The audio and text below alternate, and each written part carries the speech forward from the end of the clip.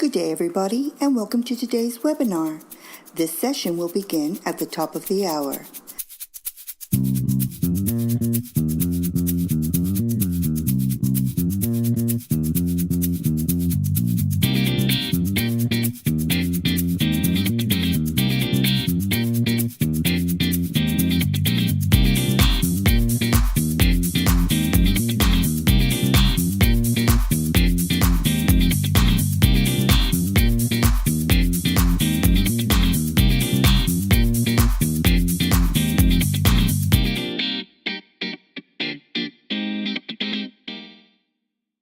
My name is Mike Lasecki. I'm your host for today's webinar. Our topic is Stronger Together, Preparing the Best Teachers for Local Communities, brought to you by the National Association of Community College Teacher Education Programs. I'm pleased now to welcome our moderator, Kim Tobey, who's the Executive Director of NACCTEP. Kim, would you say hello to everyone, welcome everyone, and then please introduce our speakers, which you see on this slide.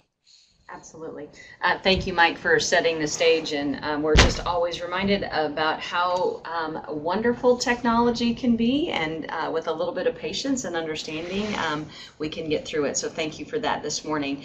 Thank you to those that are with us attending the webinar. It certainly will be our goal to also send the recorded session out to our members.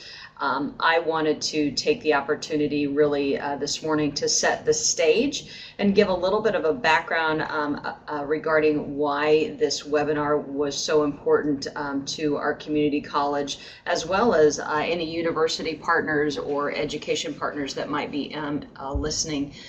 Back in December of 2016, which seems so long ago, but only a few short months ago, we had been invited specifically by the Council for Chief State School Officers, CCSSO, which is a national organization that on a regular basis NACCTEP works with in terms of understanding how states use data, what systems are in place to ensure transferability of students from community colleges to university systems, and then of course tracking completions of our teacher prep candidates. All of that to say that CCSSO invited NACCTEP to attend a state action group on diversifying the teacher education pipeline. That was done in conjunction also with Dan Brown from Educators Rising, really to make presentations to a small group, a small focus group that was looking at what are the different types of programs and pathways that we should be promoting that could potentially begin to diversify the pipeline. And so within that conversation, what we did was we reached out to Doug Hammond and Faye Lee and began to talk to them about their program that they're going to share a little bit more in detail with us obviously today. And then begin to look at how can this potentially be replicated? How can our NACCTEP members begin to look at, not all inclusive, but maybe have conversations about how can we begin to design these pathways that would work for our community college systems that are cost effective, still rigorous, and meet the expectations of our state. So this presentation was given to a small group, and we decided we felt like it would be important to share with our members. So that said, I have the pleasure now of introducing Faye Lee, who is one of our executive board members with NACCTEP, who is at Lone Star College, and then Doug Hammond, who is at Texas Tech University. And I'm going to turn the presentation over to them to begin, and then as we get going, there'll be opportunities for our participants to share information in the chat box, and we'll be asking questions throughout that time. Good afternoon, everyone. If you're in the afternoon, that is. This is Faye Lee, and I'd like to just briefly introduce myself. I'm a professor and lead faculty of the Associate of Arts in Teaching program at Lone Star College Cy-Fair. I also chair our curriculum team for our 6 campuses for the entire system. And Doug, could you introduce yourself? Sure. Hello, everyone. My name is Doug Hammond. I'm a department chair in teacher preparation at Texas Tech University, and I'm very happy to be joining Faye in this presentation about how to diversify the teacher pipeline. So Faye and I are actually about, I know our viewers or our listeners are far apart, but Faye and I are actually in different ends of Texas here, so you'll apologize if we have a little difficulty coordinating. But the driving question really for the presentation today has to do with why is it that the cooperation between the parts or the players in the teacher pipeline, why is it so important that we collaborate with one another? Why do we need to cooperate? And I don't know if some of the listeners have an opinion about that, but please contribute. As I see it, and I think Faye would agree, that a pathway, any pathway to teaching is going to be strengthened by having all the institutions who are participating and contributing teachers working together.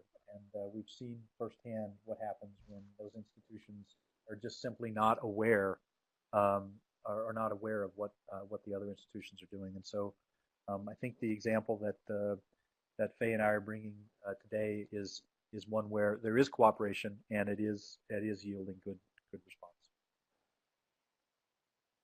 I'd like to encourage people to use the chat box if you'd like to contribute to our conversation. And we do want this to be more conversational as we discuss during this webinar, this partnership and the problem in the context of these shortages and why these partnerships are essential.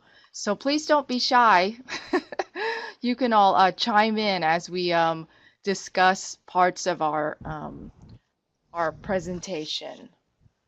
Why don't we move on to the next slide? Doug, I'll go ahead and move on to the next slide. Okay. So to discuss our problem and the context before we share our partnership, I'd like to discuss specifically these bullet points on the overarching problem, which are teacher shortages in the state of Texas, and then all the areas underneath this main problem. Those of you who are from Texas, and I see a few Texans on the list there, understand and know that demographics are changing in Texas. So we'll be showing you data on that. There's a definite demographic gap in the teacher workforce. There are disparities with qualified versus unqualified teachers in high minority schools versus low minority schools. The teacher pipeline is definitely leaking, and Doug will elaborate on that. And then we will also be discussing the proper preparation of teacher candidates in higher education institution versus alternative certification programs. So this is kind of an outline of what we will be discussing concerning the context of our webinar. So first of all, I'd like to talk about the population in Texas. Some of you may or may not be familiar with the population, but according to the Texas Tribune, we have about 27 million people living in the state of Texas. And you can see here the demographics of where we are according to 2010 and 2014. This is the most recent data I could gather. And you'll see here that obviously the white population is still a majority. However, it is not changing in significance as opposed to the Black and Hispanic populations. More so, you can see here that the Hispanic population is definitely growing. And that shouldn't be a surprise to us, right, Doug, because we're a bordering state. That's right. And on the this next slide, very familiar. Yes, absolutely. There might be some of you in the audience who are in the same boat, being bordering states. So you can see here on these next two pieces of data that we have gathered from the Texas Tribune again, that with some counties, there are over 20% of Hispanics, that the population is growing 20%. And some of these counties are actually comprised of over 50% of the Hispanic population.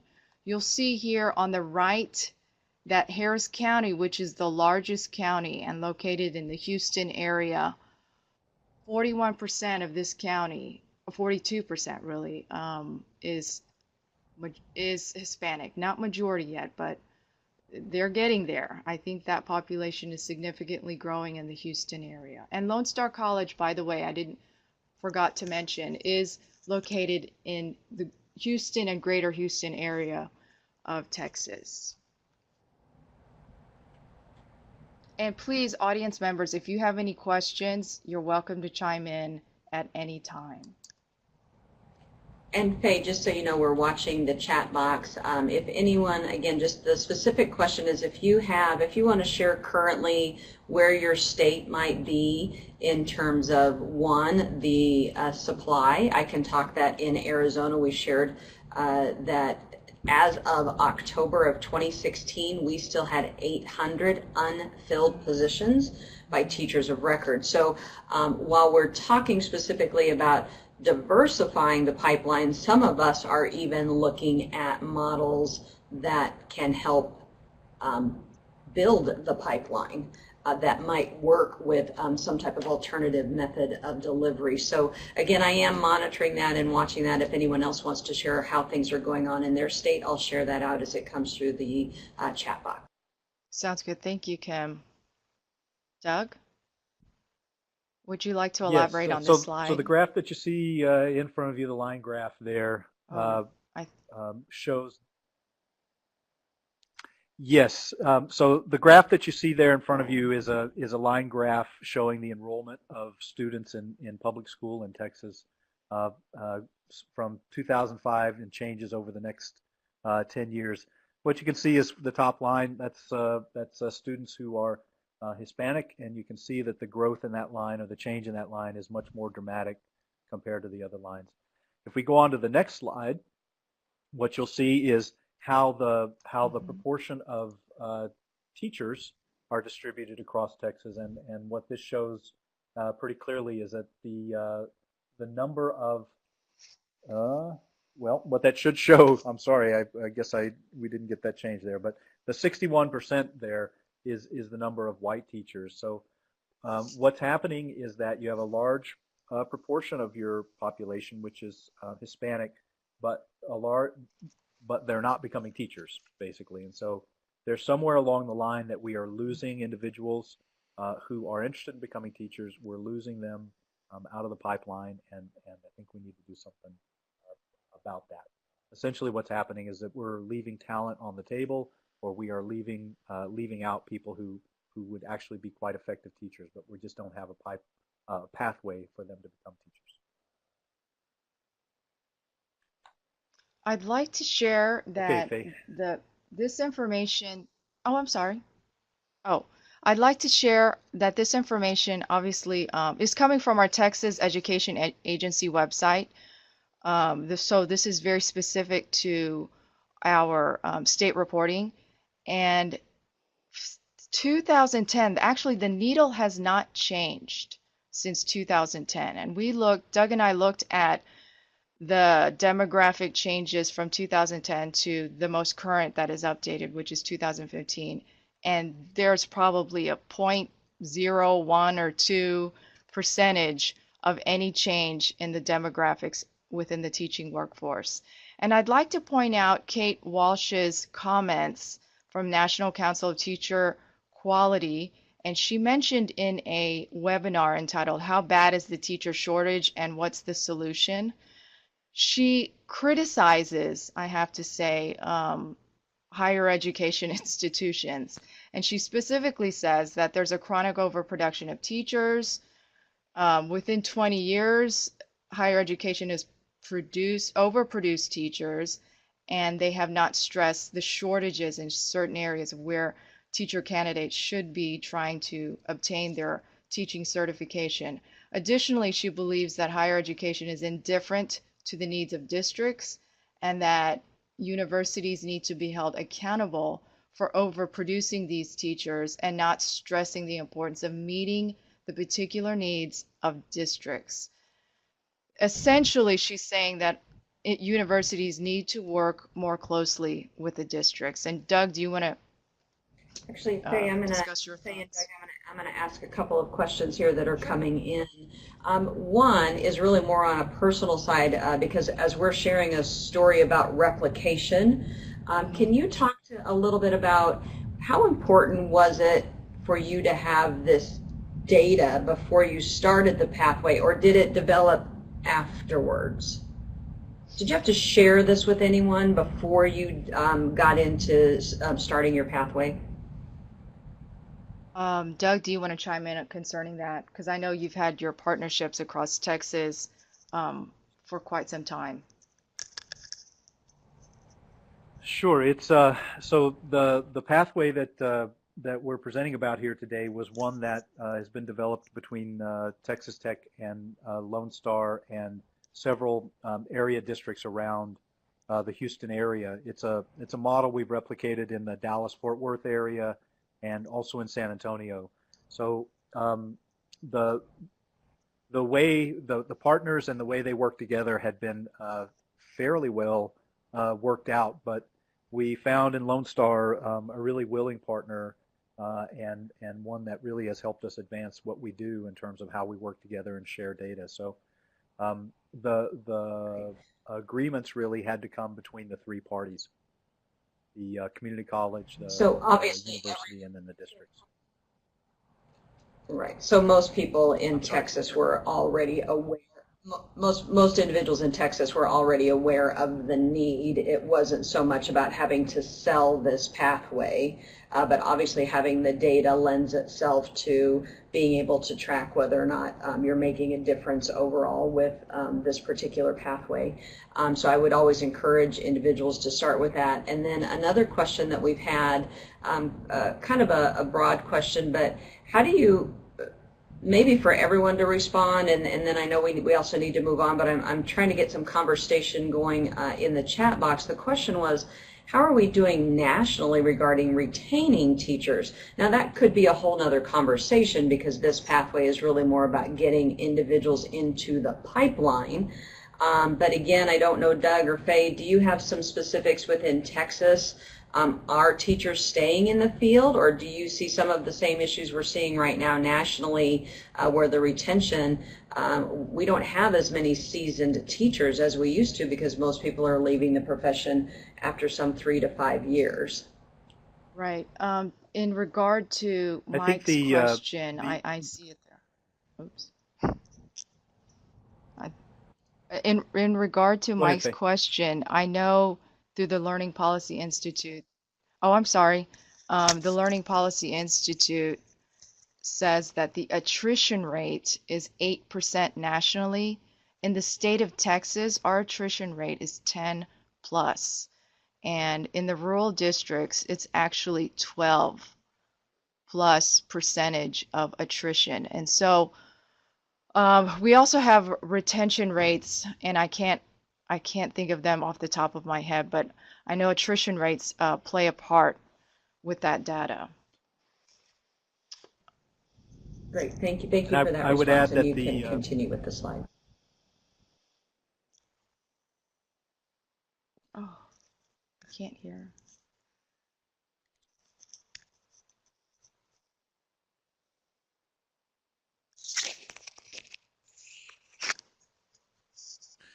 Colleagues, we're having a little fading in and out issues of Doug, so please bear with us as we do that. Go ahead, Doug.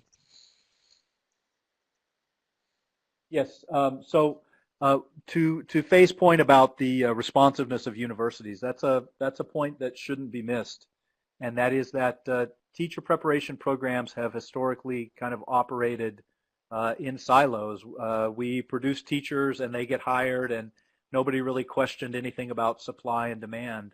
But the fact of the matter is, when we partner with a district, when we listen to what they need, then we can really begin to tailor our program in a way that supports their efforts. And then to the point of attrition in the state of Texas, it is actually quite high, and it is in many ways attributable directly to the different pathways that individuals have for becoming a teacher, and we'll address some of that a little bit later in the presentation. Yes. This slide that you see here before you is our community college demographics. And these are the particular community colleges that Texas Tech University has been working with throughout the state of Texas. And you can see there that they're very diverse in population, and these are current demographics that are noted on their websites today. I'd like to point out that according to an article entitled Increasing Racial Diversity in the Teaching Workforce, they state that 84%, and I believe currently it's 82%, teachers are white. And in fact, more than 40% of public schools in the US do not have a single teacher of color. And this is obviously an issue because there are many arguments that a diverse teaching workforce is highly beneficial to our student populations when it comes to achievement and other areas in which students can really further their academic careers. Additionally, this student-teacher diversity gap obviously is making drawing a lot of attention throughout the nation, because this is we know that there's so many efforts going on throughout the nation concerning this issue. You can see here on this slide that Dallas Community College District has many campuses, and according to this, you can also see that there are a lot. Each one of the campuses are very diverse in population, student population. I'd like to point out also that there are some states that I know that don't believe that diversifying the workforce is necessary. And I'd like to point out from the Urban Review that there are significant arguments that this is necessary. Teachers of color serve as role models. The potential of teachers of color improve academic outcomes and school experiences of students of color. And then there's a workforce rationale. And from this report, they highlight that there are 5 best practices, and I'd like to share them with you all. They say having high expectations of students, and we all know that. Using culturally relevant teaching, developing caring and trusting relationships with students, confronting issues of racism through teaching, and serving as advocates and cultural brokers. And I know that we can make sure in our teacher education prep programs that each one of our teacher candidates should be getting forms of training in every single one of these areas. However, I have to say, and maybe I'll get a few people who may disagree or agree, that maybe certain teachers convey this information more clearly than others, and students identify with those teachers better than others. I know that I came from an immigrant home, and those students who are in the same boat may be able to experience, that I may be able to empathize with them rather than just teach them about cultural differences in a neutral fashion. You'll see here on this slide that we've got the Lone Star College demographics, and we have 6 campuses. You'll see that the Hispanic students are increasing. Some campuses, Black students are decreasing, and some campuses that's not necessarily the case. However, I'd like to point out within our AAT program, we have on the Cy-Fair campus over 50% are Hispanic who are receiving their AAT degree, as well as North Harris, which is 60%. Our candidates are very diverse, and just like what Doug said, sometimes community college teacher ed prep programs can be ignored in some fashion of how our candidates could be wonderful future teachers when it comes to this career field.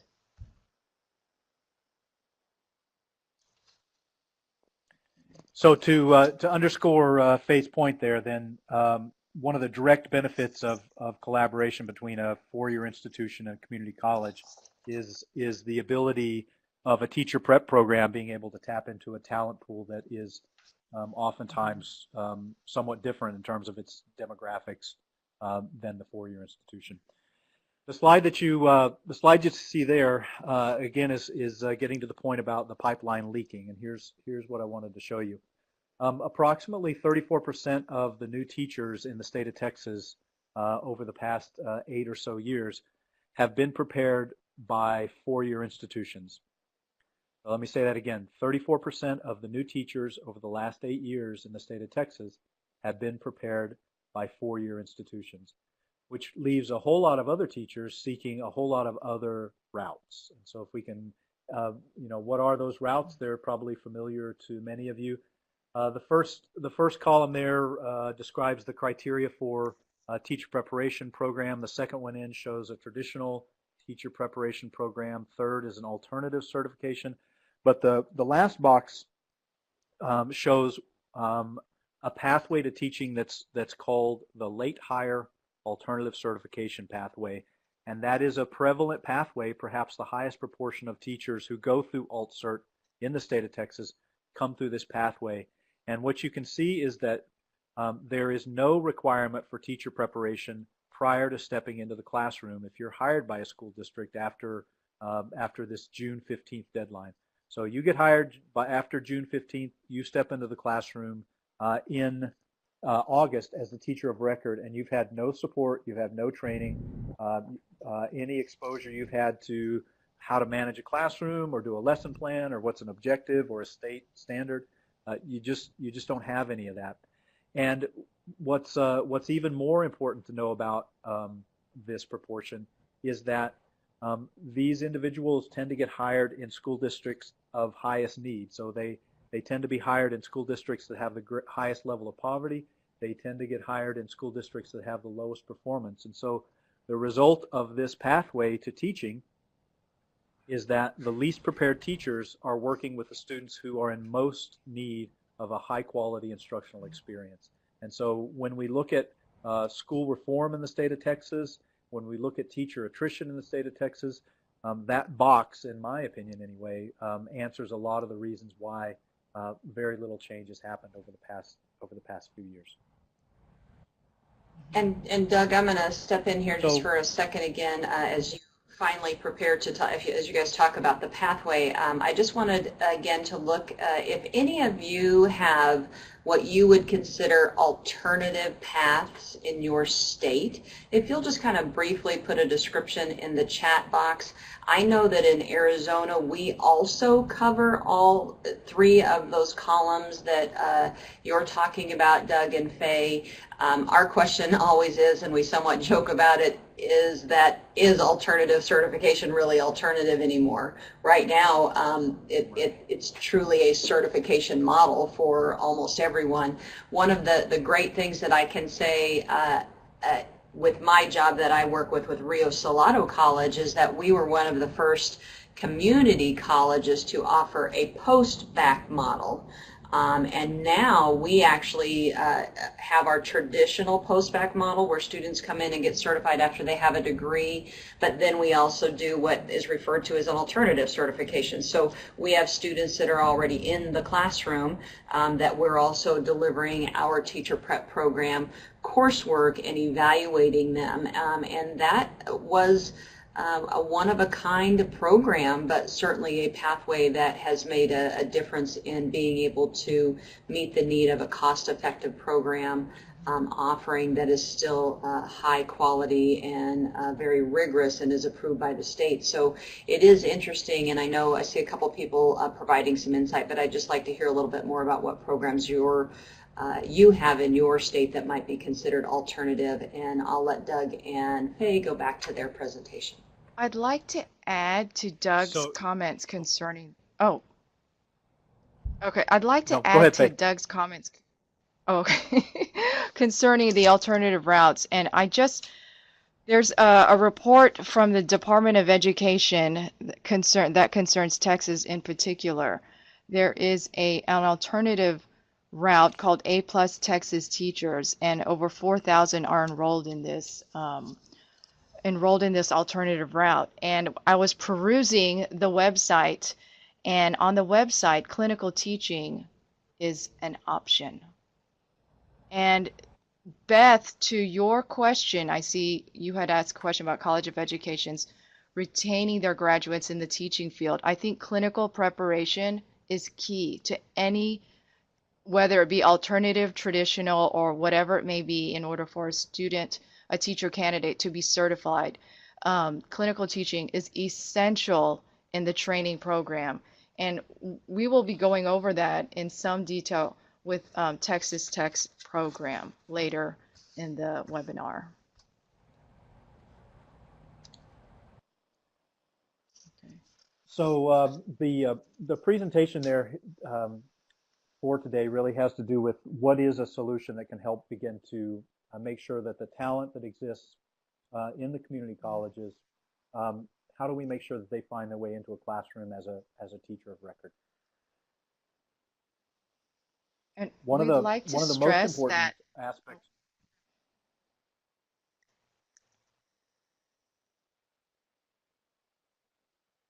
Go ahead. we'd like to stress that this is a solution, and that we recognize there are many initiatives throughout the nation, and because of the problem, such a drastic problem this is when it comes to shortages and diversifying the teacher pipeline, efforts have to be made, and I believe that this effort is a good effort in the state of Texas. In just a moment, we're going to show you a short video about the program that we're describing today, but it's built upon a partnership between a school district with the community college and the university, and with all three of those individuals at those institutions represented at the table, you'd be amazed at what you can actually accomplish in terms of helping to meet the needs of the districts. Faye, do you want to start the video for us?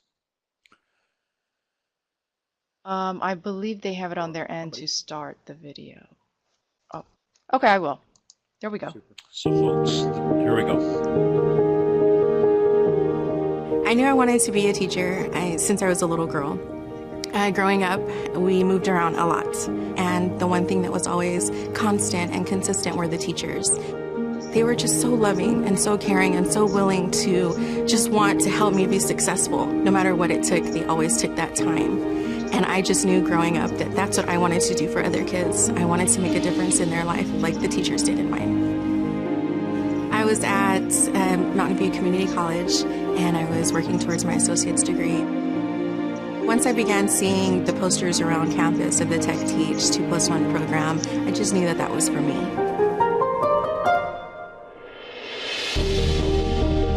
The Tech Teach Across Texas program is a teacher preparation program offered by Texas Tech University.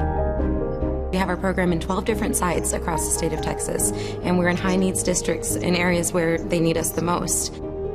It's also referred to as the 2+1 program. The 2 in that equation is the 2 years that they spend at community college completing their associate's degree and getting the academic preparation necessary to be successful in the program. And then the 1 year after that is the 1 year in Tech Teach to complete their bachelor's degree, their teacher certification, and get an immediate employment opportunity in just 1 calendar year. So we communicate to students that this is a very intense program. To give you an example of what they're doing in their first semester, they're taking 5 online classes, they're student teaching 3 days a week, and they're preparing to pass their core teacher certification exam, all in the first semester. But it builds up an incredible work ethic, and it prepares them to meet the needs of their schools and their districts. And the bottom line is, if they're able to complete this and get it done, they can truly do anything.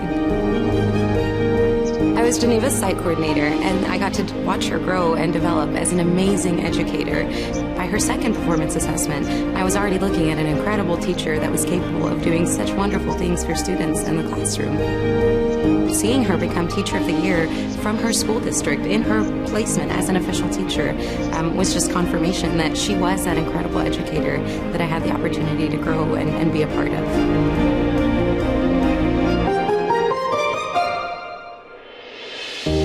Everything that I was able to learn and pick up from the program, I'm able to apply it to the content, to what I'm teaching the kids in class.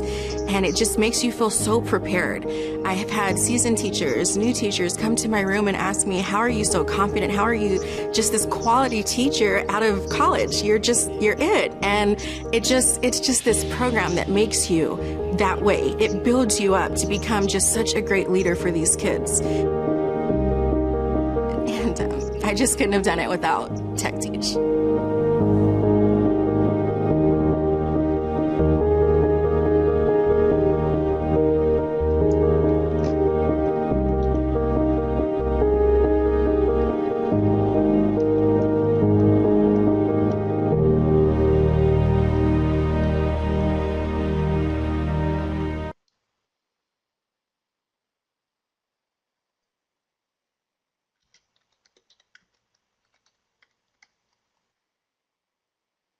Okay, thank you for showing that film.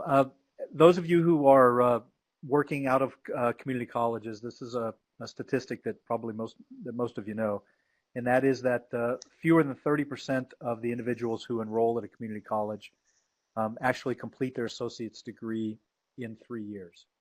So fewer than 30% actually complete their degree in their associate's degree in 3 years. Many of them take much more. The students that we found in particular in the Dallas area were just like that. They had been going to community college part-time for 3-4 years, and their ability to then make a transition to a 4-year institution to complete their degree was, for many of them, it just was not on the table. It would require more than they could allocate in terms of resources, in terms of time, in terms of support for their family. And so one of the ways that this the Texas Tech 2+1 program has been so successful is that it provides a pathway, a faster pathway, and an accelerated pathway to teaching that takes, after their associate's degree, 12 months. The program was developed in part, it was modeled on a program that Scott Ridley, our now Dean of Texas Tech College of Ed, brought with him from Arizona State University. We modified that model somewhat, in particular by the having of courses that were online while the students were working in the schools. They are supported in the program by a person who's called a site coordinator, who is in effect an instructional coach that works with the teacher candidate for the entire year that they're in the program. And not only do they work with the teacher candidate, but they also work with their mentor teacher or their cooperating teacher, all in an effort to improve the instructional quality of the teacher candidate during that year of training. Because of the partnership, we're able to identify areas of focus, and in all the districts across Texas, you can see that in terms of elementary, the focus that all have chosen are, we need more bilingual teachers. If we can't have bilingual teachers, we would like to have ESL and special education teachers, and that's just a need everywhere. It's a need in the Metroplex. It's a need in the rural areas, and so we're able to tailor our program to recruit individuals to go into these areas. One of the important features, Doug, especially for a community college partner, about this program. I'm sorry? I think you and I are on a little bit of a delay, but can you just verify for the group, so the only areas that are currently being offered are bilingual, ESL, and special education. You're not doing elementary or any level of secondary education with this program? This program right now is only elementary. We do have a secondary program that's being developed, but we have not been able to roll that out yet with a community college partner. So the nature of the partnership is that because we require the individual to complete their degree at a community college and then transfer to Texas Tech, the community college partner wins, because it's the job of the community college to enroll individuals in their institution and graduate them, then matriculate them to a 4-year institution. Texas Tech wins because we get a great pool of teachers who are coming through the system, and the school district wins because they're getting the kind of teachers that they want stepping into their classrooms. I'd like to share also, So Faye, and we're grateful. Yeah. Yes, there's a delay. I think there's a delay with our communication. We're so sorry, everyone. I'd like to share the benefits of the community college and what specifically Lone Star has been able to benefit with our partnership and with Texas Tech University. Specifically, we are able to increase our completion and success rates with our AAT. Because they're accepting all of our courses, we have an articulation agreement that is seamless, and they're able to complete the actual degree. We have many students going to 4-year universities not completing the AAT. I think our numbers would drastically increase if articulation agreements were seamless rather than kind of cherry picking which classes they would take from us. Also, I really appreciate the intentionality of our district partnerships. We are working specifically with New Caney ISD, Aldine ISD, and Houston ISD. And in particular, Houston ISD is the largest ISD in the state of Texas. And I have to tell you, with Lone Star College, we have been trying to create an education affiliation agreement with them for the past 3+ years. And for our students to conduct early clinical experiences as well as observations in their district, because we know our students would highly benefit from observing classrooms throughout the entire district. And from this partnership, we now have an education affiliation agreement, and they're very grateful for the partnership that they have with us, as well as with Texas Tech.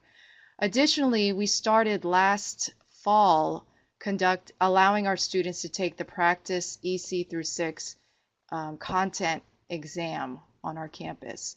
And our introductory course students are taking this exam, and I've only heard positive remarks concerning them being allowed to take this exam at this stage of their teacher prep program.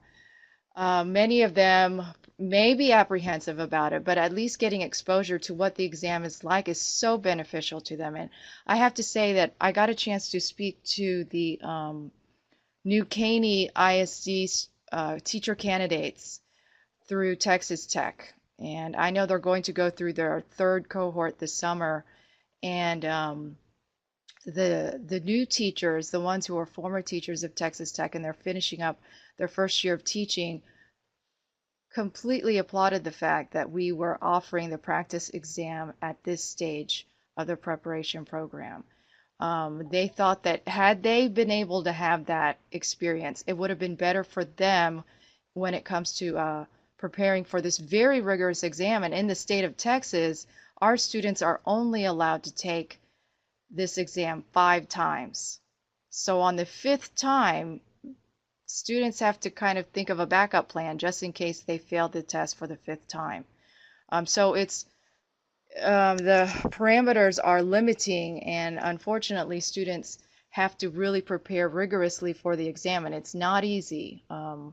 All areas, as you all know, are tested. And so these students, both current and past students of Texas Tech, realize that getting exposure early is an incredible benefit. Additionally, our introductory course curriculum can also be revamped in helping us have a direct idea of how the rigor and the university requirements are like. I think the fact that I was able to go visit the New Caney site and meet with the site coordinator there, it gave me a great idea of how our introductory courses could be seamlessly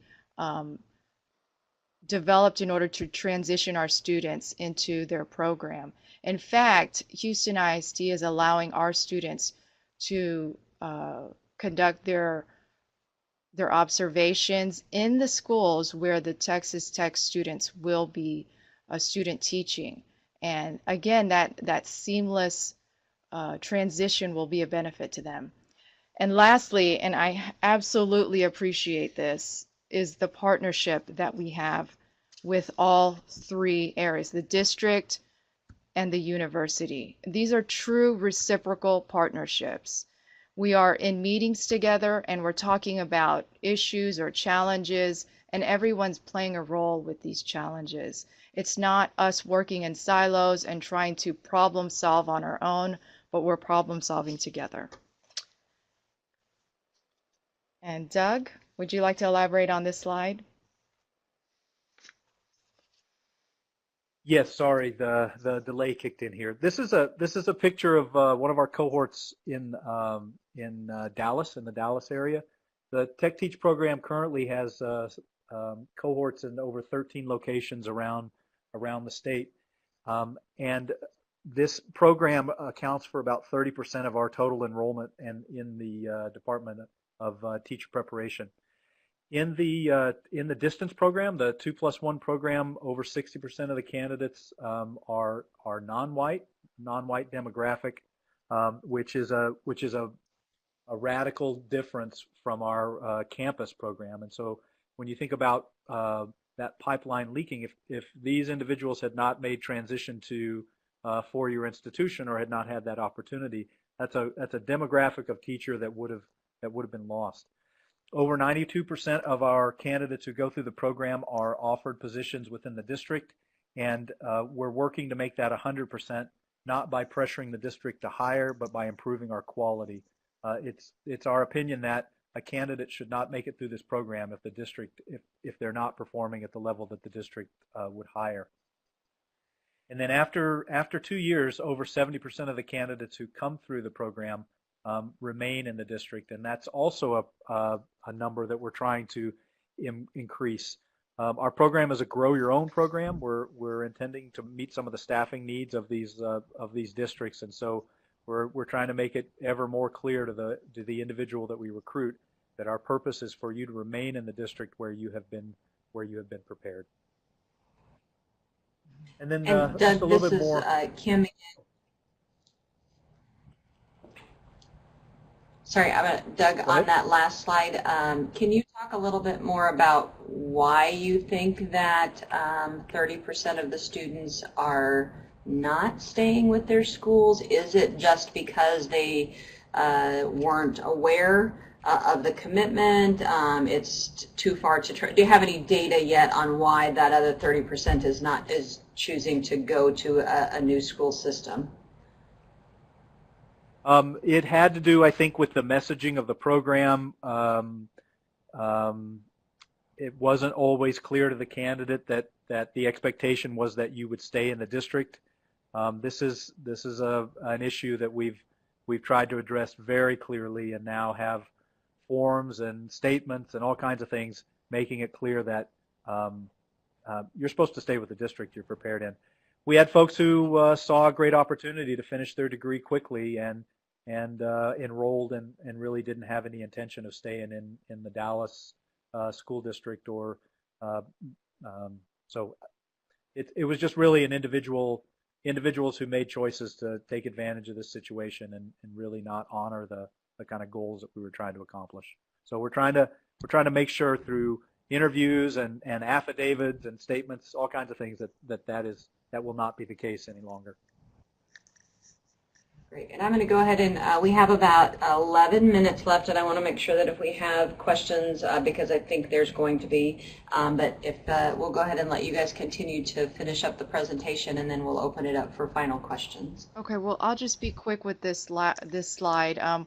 We know that this partnership has value of and to the community college student. The community college student, basically, many of our students are coming from urban and Title I schools.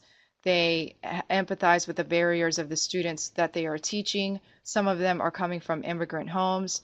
Some of them are first generation in college. And we can all remember that one of the arguments is giving students people that they can see as role models, and not just teachers who they may see on a pedestal, but realize that they can become anything they want, and realize that the people that are teaching them have gone through struggles, and if they have that determination, like the teacher in that classroom who can empathize with them, they can succeed.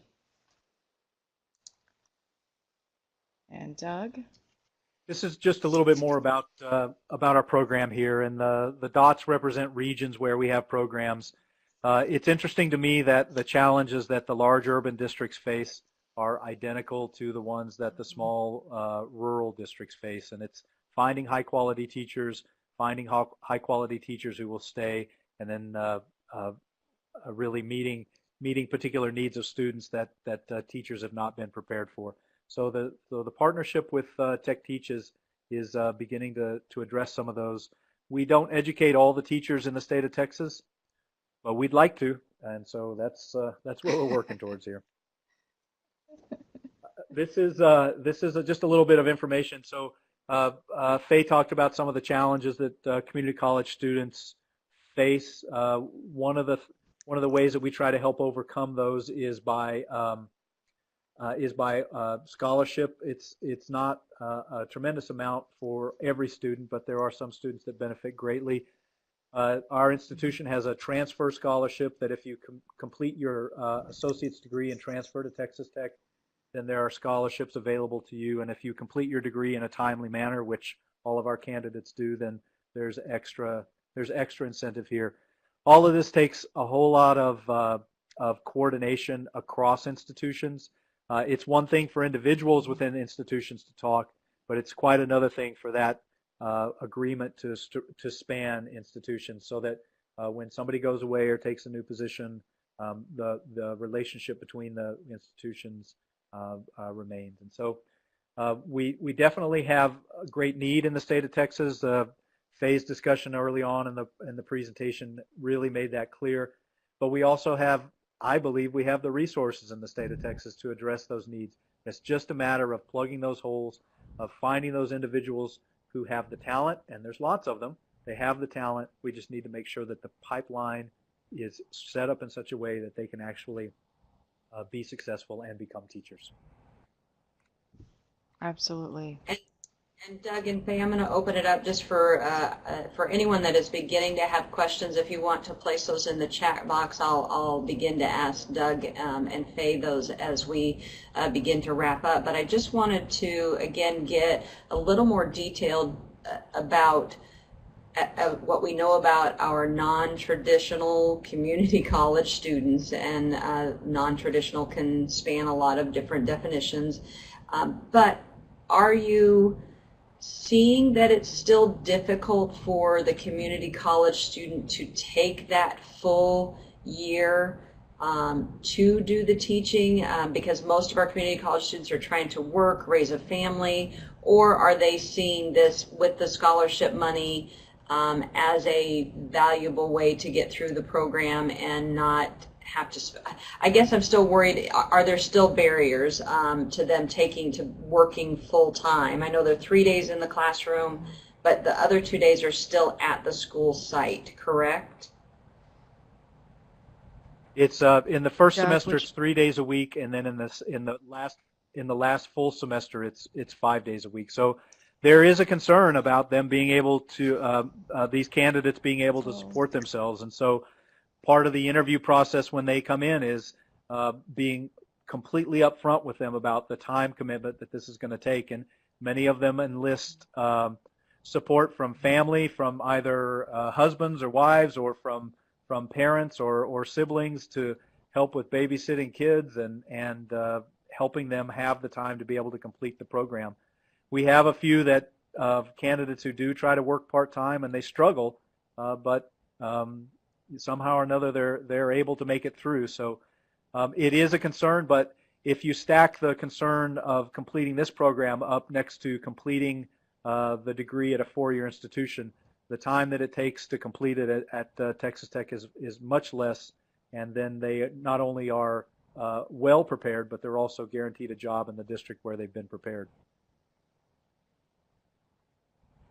And Kim, also to add on to that, this program really, we would love as many people to be a part of this program because they're able to get a full year of clinical teaching. And with the people that I was able to talk with, they're fully prepared on their first year of teaching. They didn't find it as overwhelming as they thought it was going to be in their first year because of the fact that they were teaching and taking classes at the same time. I mean, the rigor is definitely there.